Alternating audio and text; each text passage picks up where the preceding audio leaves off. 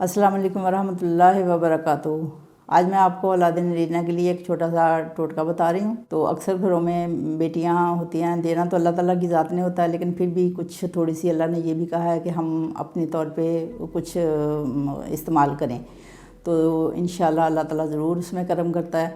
आज मैं आपको बता रही हूँ नरीना औलाद के लिए छोटा सा टोटका है, उसमें आप ये इस्तेमाल करें, अल्लाह ताला खैर करेगा।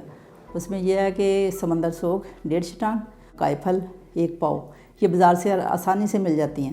दोनों को पीस लो। पीस के तो माहवारी से पहले 1 हफ़्ता तकरीबन दोनों मियाँ बीवी आधी आधी चम्मच दूध के साथ लें। उसके बाद अपना काम करें, आगे अल्लाह ताला खैर करने वाला है इंशाल्लाह।